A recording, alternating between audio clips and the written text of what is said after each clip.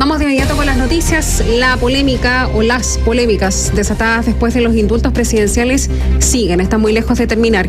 Hoy La Moneda, en una vocería, reconoció que no se cumplió el criterio de excluir los indultos a quienes contaran con antecedentes complejos. Y en particular es el caso de Luis Castillo, quien cuenta con 5 condenas y 26 causas judiciales. Hoy la vocera Camila Vallejo aseguró que si el presidente hubiera tenido todos los elementos a la vista, la situación hubiese sido distinta. Sin embargo, en el mismo Ejecutivo sostienen que no es posible revocar los indultos ya otorgados y que en estos casos no existe vicio jurídico.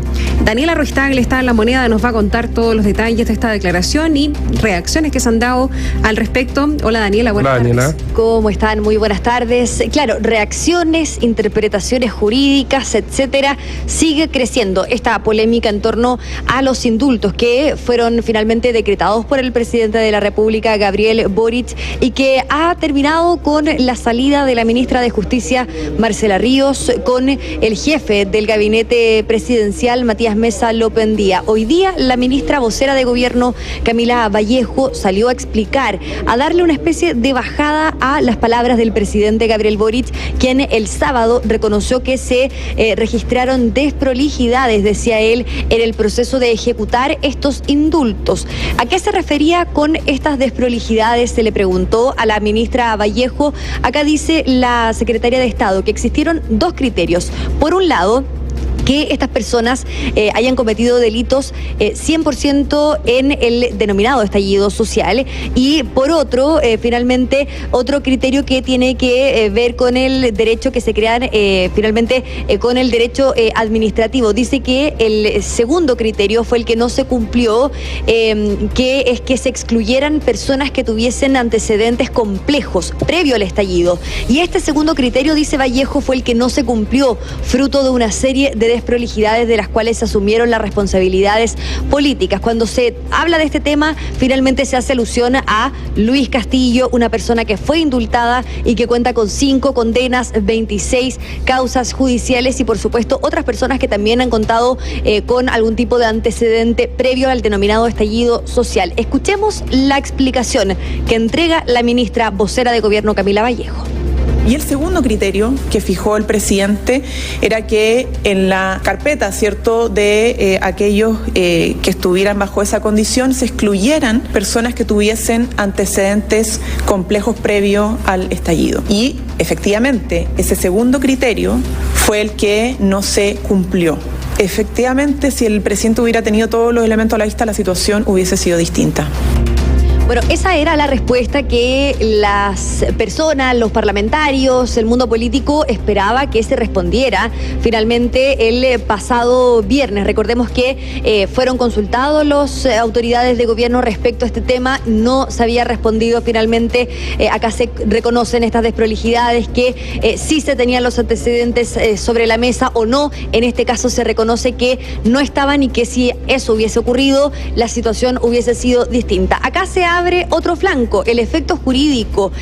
Por ejemplo, al señalar que el presidente finalmente emite un decreto cuando no se pasó por el total filtro, ¿no es cierto? Hay algunas interpretaciones jurídicas. Por ejemplo, ¿se pueden revocar estos indultos? Se le preguntó sobre este tema a la vocera Camila Vallejo y ella dice que finalmente no es posible revocar los indultos por una serie de criterios que tienen que ver con el derecho que se crean en el derecho administrativo. No hay un vicio jurídico, los decretos son derechamente legales, dice ella. Respecto a esto, discrepan algunos parlamentarios, por ejemplo, el jefe de la bancada de Renovación Nacional, Andrés Longton. Ese decreto es ilegal, y es ilegal porque no reúne los requisitos que establece el artículo 6, que es el que establece la excepcionalidad para sacar a una persona que es un delincuente habitual, que no puede ser sujeto a indulto. Para eso tiene que ser un acto fundamentado para efectos de que eso se pueda cumplir, y eso no se cumple en el decreto. Por lo tanto, el decreto es ilegal, y como es un acto contrario de derecho, el presidente tiene la facultad para poder invalidar ese acto administrativo.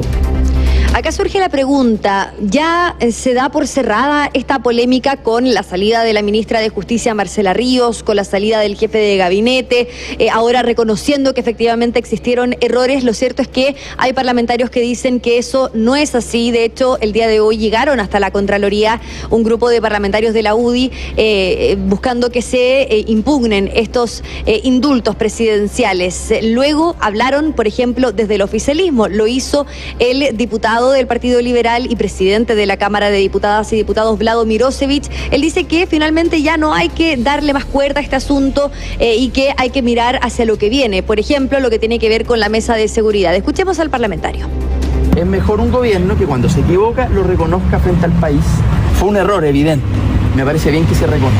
A ver, yo diría que hay que tirar la cosa para adelante, porque el país tampoco puede quedarse pegado en una situación, en un error administrativo de un nombre u otro. Está bien, fue un error, no un error del presidente, por supuesto, un error más bien administrativo, pero ahora el país tiene que pensar adelante cómo seguimos. Bien, es parte de las reacciones que se han dado durante esta jornada. Por supuesto, han sido mucho más. En el Congreso Nacional se espera que hablen los parlamentarios respecto a este tema, pero lo cierto es que ya el día de hoy el gobierno explica a qué se refería el presidente Boric con desprolijidades. Efectivamente, el tema de los dos criterios, que estuvieran apegados al estallido social y por otro lado, que no contaran con antecedentes previos. Eso fue lo que finalmente no se filtró y por ello entonces es que la responsabilidad la asume la ministra, ahora ex ministra de Justicia, y el jefe de gabinete presidencial. ¿Qué es lo que se espera ahora? Bueno, vamos a ver, porque son varias las interpretaciones jurídicas que existen en esta materia. La interpretación del gobierno, al menos, es que el presidente no puede revocar estos indultos. Claro, hay dos visiones al menos que están contrapuestas obviamente sobre abogados que se dedican al derecho administrativo y que tienen una posición al respecto. La única forma de poder llegar a dar pie atrás es que el presidente denuncie ya definitivamente que fue engañado. Por ende, digamos, la firma habría sido, no es ilegal la firma, sino que los fundamentos podrían haber estado dentro de una ilegalidad. Pero eso es muy complejo poder llegar a esa instancia, ¿no es cierto?, de echar pie atrás, porque técnicamente uno entendería que Matías Mesa Lopendía, que era el jefe de gabinete del presidente, se va por asumir una responsabilidad también dentro de lo mismo. No haber sido pulcro en revisar a fondo cada uno de los documentos que luego se dijo que el presidente nunca los firmó. También hay que dejar claro eso. Lo hizo a través de firma delegada, es decir, todo pasó por la ministra de Justicia, claro, Marcela Ríos. Que lo hace todavía más complicado. De hecho, este argumento acerca de la desprolijidad uno se lo podría preguntar en varias otras situaciones de este mismo Ejecutivo, quizás en la misma vocería de esta mañana de la ministra Camila Vallejo en torno al espacio que abre respecto de lo que podemos pensar que efectivamente sucedió con los indultos. Más allá de lo que ya sabíamos, que está ya súper claro que había dos personas que no iban a recibir el indulto, pero lo recibieron igual, con todo lo que sabemos respecto a las fechas de los oficios, etcétera, y que en qué circunstancias está operando el presidente de la República. Se le entregan los documentos y él firma lo que se le dice que firme. ¿Tiene alguna opción de revisar esos documentos más allá de lo que estamos hablando de la firma designada y todo lo que tiene que ver con el Ministerio de Justicia? Es una puerta muy grande la que ha abierto la ministra Camila Vallejo esta mañana con las declaraciones que ha hecho respecto de que si el presidente hubiese sabido, dando por hecho que el presidente no sabía. ¿Qué otras cosas no sabe el presidente cuando habla o cuando firma un documento, por ejemplo? Básicamente acá se dice que las decisiones las toma el jefe de gabinete. Acá dice Camila Vallejo, aquí hay dos responsabilidades políticas respecto al proceso, recaía en la cartera correspondiente, la jefatura del gabinete, y dice el último filtro lo tiene siempre el jefe de gabinete.